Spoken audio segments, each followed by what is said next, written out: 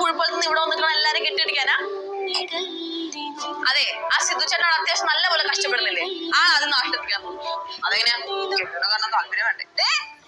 നിന്നെ നിന്നെ ഞാൻ പോയിച്ചു. അതെ പോവാ. എങ്ങാനും ബോംബ് സ്ഫോടനത്തില് അമ്മ എങ്ങാനും മരിച്ച മോൾ അച്ഛൻ്റെ അടുത്ത് പറയണം.